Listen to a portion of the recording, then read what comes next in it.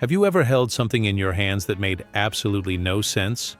Something that shouldn't be there, shouldn't exist, shouldn't even be possible? Now imagine that feeling, but multiply it by 1,000 years. There are objects sitting in museums right now, locked away in storage rooms or hidden in private collections that make scientists lose sleep at night. Not because they're dangerous, not because they're cursed, but because according to everything we know about human history, they shouldn't exist. I'm talking about ancient artifacts that are so advanced, so precisely engineered, so impossibly out of place in their time period, that they shatter our entire understanding of the past. Today, we're going to look at 5 discoveries that have left experts speechless, historians confused, and skeptics scrambling for explanations. These aren't legends. These aren't myths. These are real objects you can see with your own eyes. And after you hear about them, you'll never look at ancient history the same way again. Let's dive in. Number 5. The computer from 60 BC. The year was 1901. A team of Greek sponge divers was working near the island of Antikythera, between mainland Greece and Crete. They were just doing their job, hunting for sponges in the deep Mediterranean waters, when they stumbled upon something unexpected. A shipwreck. But not just any shipwreck.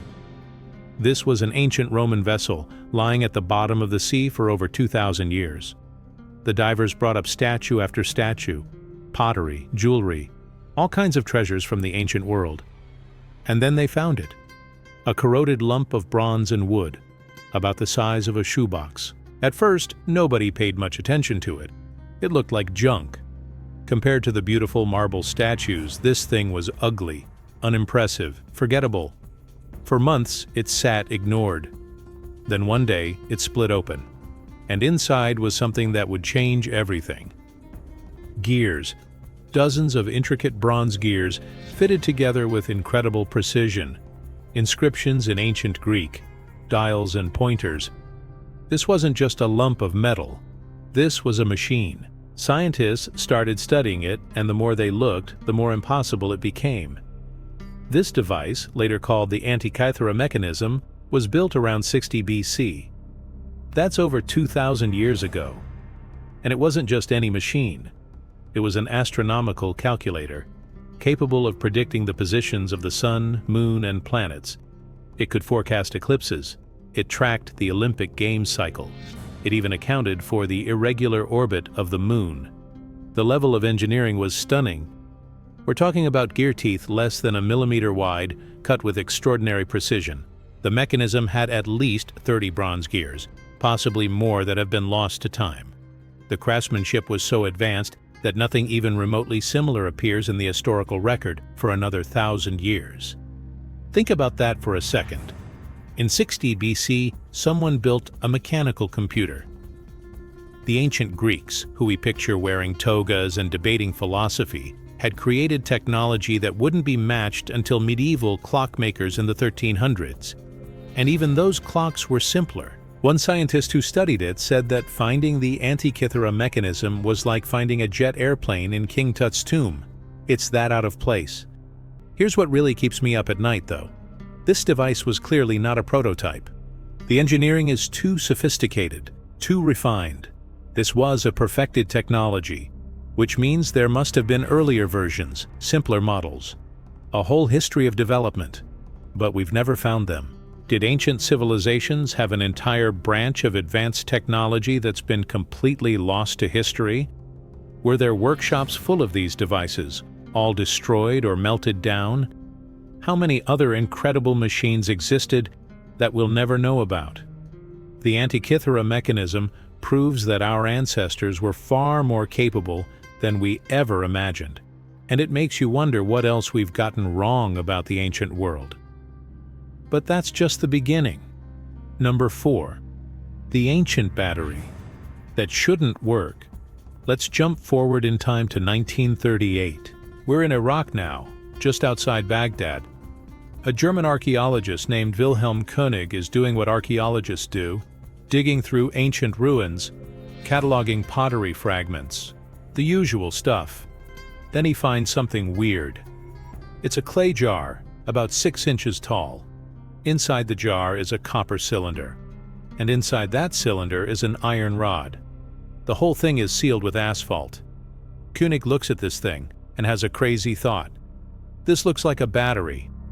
Now you have to understand how insane that sounds. This jar was made around 200 BC to 200 AD, depending on who you ask. That's anywhere from 1800 to 2200 years ago. Batteries weren't invented until 1800, when Alessandro Volta created the first one, right? But Koenig couldn't shake the feeling, so he wrote a paper suggesting that this artifact, now called the Baghdad Battery, might have been used to electroplate gold onto silver objects.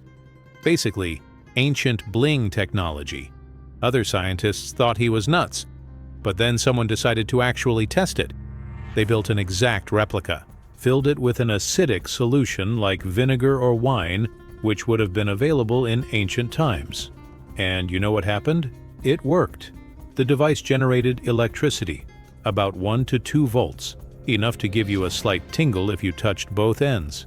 Not enough to power your phone, but definitely enough to electroplate metals. Multiple replicas have been built and tested over the years. They all work. This ancient clay jar can actually produce electrical current. So now we have to ask the uncomfortable questions. Did ancient peoples understand electricity? Not in the way we do, obviously.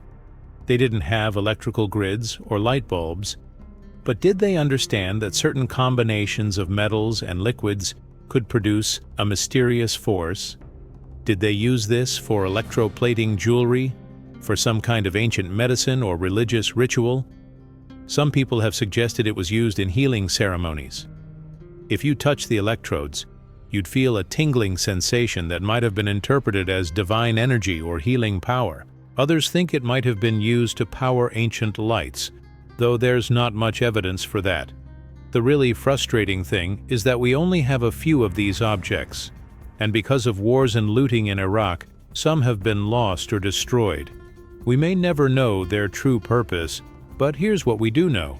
Someone in the ancient world created a functional battery, 1800 years before batteries were officially invented.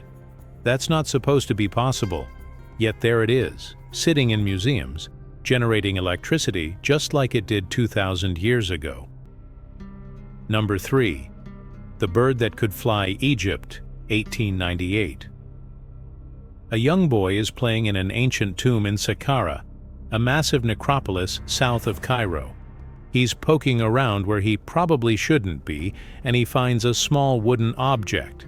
It's carved from sycamore wood, about 6 inches long. It looks like a bird. It has wings, a body, and a tail. Someone carved eyes on it. It's clearly meant to be a bird. The object gets labeled as a bird figurine and tossed into a box with thousands of other artifacts. For the next 70 years, it sits in storage at the Cairo Museum, completely ignored. Just another ancient toy or religious symbol. Then in 1969, an Egyptologist named Dr. Khalil Messiha is going through storage, cataloging old artifacts, and he picks up this wooden bird. But Dr. Messiha has a unique background. Before becoming an Egyptologist, he was a professor of anatomy and an expert in aviation models. And when he looks at this so-called bird, his brain doesn't see a bird at all. He sees an airplane. Look at the wings. They're not shaped like a bird's wings. They're straight, aerodynamic, with a slightly curved airfoil shape. The body is perfectly streamlined. The tail is vertical, like a rudder, not horizontal, like a bird's tail feathers. Dr. Messiha gets excited. He starts doing calculations. He builds a replica and tests it. And it glides. Beautifully.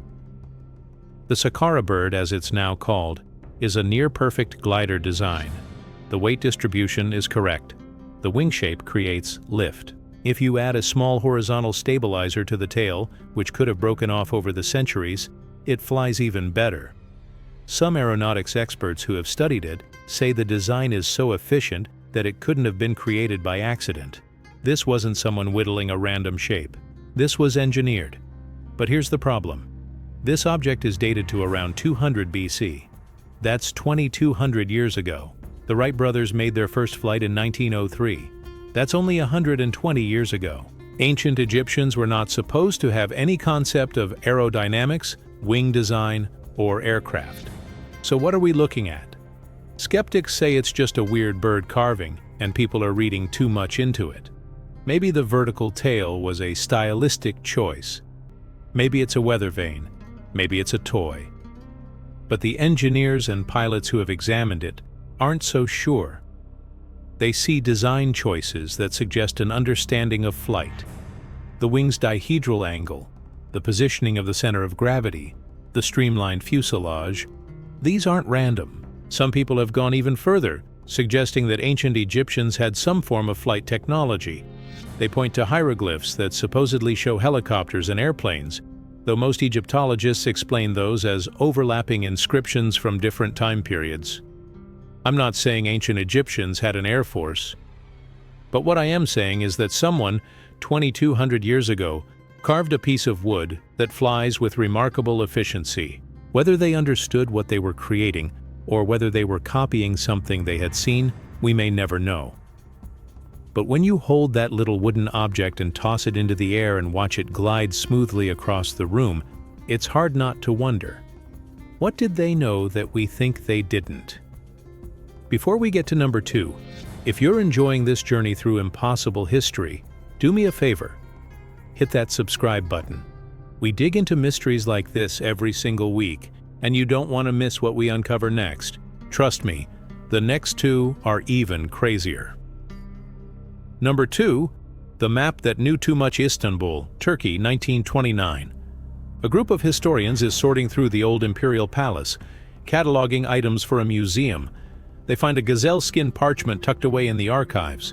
It's a map, drawn in 1513 by an Ottoman admiral and cartographer named Piri Reis. Beautiful artwork written in Turkish, showing the coasts of Europe, Africa, and South America.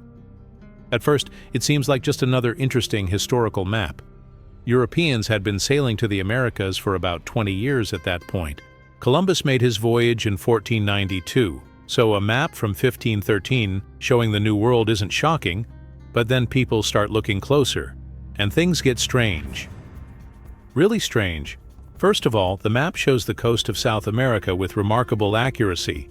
We're talking about details that European explorers supposedly hadn't discovered yet. It shows rivers, mountains, and coastal features that wouldn't be properly surveyed for decades. But that's not even the weird part. The map shows a coastline at the bottom that appears to be Antarctica, and not just Antarctica covered in ice like we see today. It shows what looks like the actual land underneath the ice, bays, inlets, and geographic features that are currently buried under a mile of ice. Here's the problem. Antarctica wasn't officially discovered until 1820.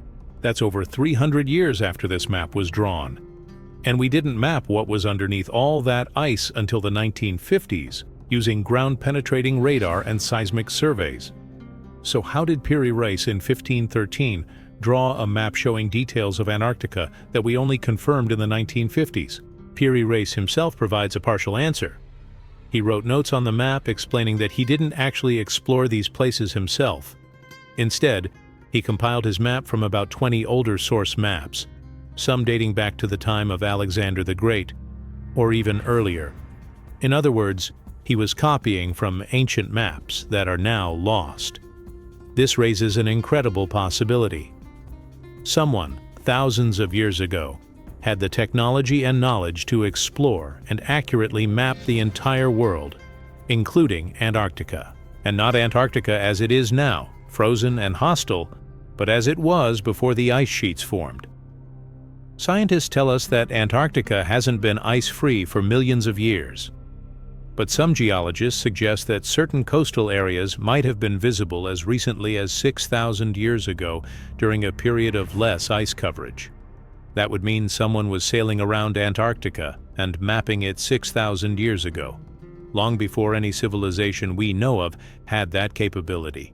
Professor Charles Hapgood, who studied the Piri Reis Map extensively in the 1960s, believed it was evidence of an advanced ancient civilization that existed before recorded history. A civilization with sophisticated navigation and cartography skills that were lost when that civilization disappeared. The U.S. Air Force even got involved in studying this map. In 1960, they examined it and confirmed that the southern portion closely matched the true coastline of Antarctica beneath the ice, as revealed by modern seismic surveys. Skeptics argue that the resemblance is coincidental, that the mapmaker was just guessing or making artistic choices that happened to align with Antarctica's actual shape. They point out that the scale and some features don't match perfectly. But the defenders of the map ask a simple question. How many coincidences do we have to accept before we admit something strange is going on? A map from 1513, compiled from even older sources, showing a continent that wouldn't be discovered for 300 years, with geographic details that wouldn't be known for 400 years, based on source maps that suggest someone was exploring the world thousands of years before they were supposed to have the ability to do so. Either it's a series of impossible coincidences, or our timeline of human civilization is missing some major chapters. Number 1. The stones that fell from the sky. We've saved the strangest for last, and I'm warning you, this one is going to test everything you think you know. We're going back to 1938 again, but this time we're in the mountains of China, on the border between Tibet and Qinghai province. A Chinese archaeologist named Chi Pu-Tei is leading an expedition into the Bayanhar Mountains, exploring a series of caves. These aren't natural caves. Someone carved them thousands of years ago. The walls are smooth, almost glazed. The tunnels are precise and geometric, but the people who made them are long gone. What they left behind is even stranger. The team finds graves. Small graves, for people who were only about 4 feet tall. That's unusual, but not impossible. What's impossible comes next. They find stone discs, hundreds of them. Each disc is about 9 inches in diameter with a hole in the center, kind of like an ancient record or CD. But these aren't for playing music. They're covered in tiny grooves that spiral from the edge toward the center hole. At first, everyone assumes the grooves are decorative, but when they look closer, they realize these aren't just random patterns. These are symbols, writing. An incredibly tiny, intricate form of writing spiraling around the entire disc. The stones are taken back for study, and they sit in storage for over 20 years, because nobody can read the writing. Then, in 1962, a professor named Tsum Nui claims he's decoded them, and what they say is absolutely bonkers. According to his translation, the discs tell the story of a group called the Dropa. They came from the sky in a spacecraft. Their ship crashed in these mountains 12,000 years ago. They survived the crash but couldn't repair their ship. So they were stranded here, forced to live in these caves. The local tribes in the mountains initially feared them and even hunted them. But eventually, the Dropa were accepted and integrated into the local population. The professor's translation says the stones are a record of this event, left behind by the Dropa themselves. Now, I know what you're thinking. This sounds like science fiction. And honestly, a lot of experts think it is fiction. The professor who supposedly translated the discs, Tsum Nui, may not have even existed. There are no verified academic records of him. Some researchers think the whole story was a hoax, possibly created by a Soviet writer in the 1960s. But here's where it gets complicated. The discs themselves are real. Multiple people have photographed them. They were displayed in museums. Some were allegedly tested in the 1960s and found to have unusual properties, vibrating at certain frequencies and showing traces of high metal content, especially cobalt. One stone was allegedly tested in Moscow and found to oscillate at a particular rhythm, as if it held some kind of electrical charge. Furthermore, the region where they were found does have local legends about small yellow-skinned people who came from the stars. The local Dropa and Ham tribes are unusually short and have features that anthropologists have found difficult to categorize, so we have real stone discs with undeniable markings. We have caves that were clearly inhabited by someone. We have local legends that match the supposed translation. But we also have questionable academic sources and a lot of missing evidence. Many of the original discs have disappeared. Some may have been destroyed during the Chinese Cultural Revolution.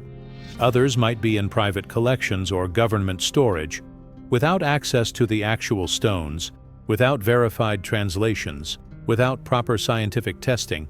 It's impossible to say for certain what these objects are. But I'll leave you with this thought. If the story's completely made up, why base it on real artifacts? Why not just invent everything from scratch? The fact that the discs exist, that the caves exist, that local legends exist, suggests there's at least a kernel of truth buried in all the speculation. Maybe the translation is wrong. Maybe the Dropa weren't aliens but just a lost tribe with a unique form of writing. Maybe the discs are religious items or astronomical calendars. Or maybe, just maybe, 12,000 years ago, something crashed in those mountains. Something that a primitive people tried to explain using the only words they had. Visitors from the sky. We may never know the full truth, but those stone discs with their spiraling, unreadable text continue to whisper their secrets, waiting for someone to finally understand. 5 objects, 5 impossibilities, a computer from the ancient Greeks, a battery from ancient Iraq, a glider from ancient Egypt, a map that knew about Antarctica, and stone discs that tell a story we're afraid to believe. Each one challenges what we think we know about the past. Each one suggests that human history is far stranger, far more advanced, far more mysterious than the neat timeline we learned in school. Were our ancestors smarter than we give them credit for? Absolutely. The evidence is overwhelming. Did they have technologies that were lost to time, forgotten in wars and disasters, buried under the sands and oceans? It seems likely. Could there have been advanced civilizations that rose and fell thousands of years before our recorded history began? The possibility is there, and while I'm not saying ancient aliens built the pyramids or anything like that, I am saying we should stay humble. We should stay curious. We should keep asking questions, because every time we dig into the earth, every time we explore an old shipwreck, every time we dust off a forgotten artifact in a museum basement, we risk finding something that changes everything. The past is not a closed book. It's a mystery we're still trying to solve, and these 5 discoveries prove that we've barely even started reading. If this video made you think differently about history, smash that like button, subscribe so you don't miss our next deep dive into the unexplained, and drop a comment telling me which of these 5 discoveries freaked you out the most. Seriously, I read every single comment, and I want to know what you think. Share this with someone who loves a good mystery, because trust me, once they hear about these artifacts, they're going to have questions. Lots of questions. The ancient world is calling, and it has secrets to tell. Thanks for watching. Stay curious, and I'll see you in the next one.